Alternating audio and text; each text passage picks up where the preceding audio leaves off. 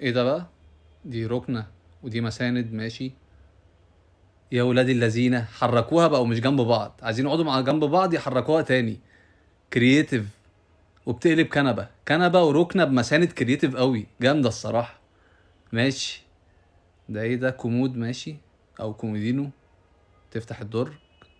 ايه ده؟ ده كومودينو بيقلب سرير.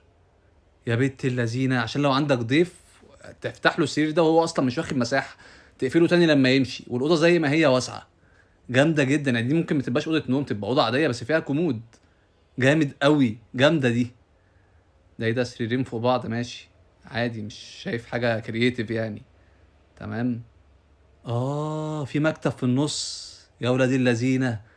سريرين ومكتب في حتة قد كده، وكمان السرير ميزته التاني ان هو مش عالي قوي، عشان لو حد بيخاف من الاماكن العالية. جامدة قوي. مكتب كرييتيف. فيه دراج. لا، حلو حلو الصراحة. لا، ثواني بقى ورقة وقلم كده، عشان الحاجات دي انا عايزها في شقتي. كده عايزين عدد سرير، 2 سرير كرييتيف. وكنبة. كرييتيف. خدنا ايه تاني؟ لا، الحاجات دي عايزينها في الشقة. ده ايه ده؟ دولاب. لا. ايه ده؟ دولاب بسريرين. يا ولاد اللذينة. انتوا عملتوا الحاجات دي امتى؟ عدد واحد دولاب. سري. في سريرين سريين. جامد الصراحة. حاجات جامدة أوي، إن شاء الله أجيبها في شقتي.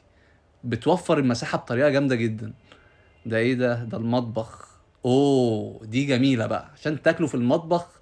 تفتحوا سفرة تاكلوا عليها. عايزين تقفلوها تقفلوها، المطبخ يرجع واسع زي ما كان. عدد واحد سفرة سرية داخل المطبخ. إيه ده؟ دي مراية، ماشي. يا عيني يا عيني على الدلع.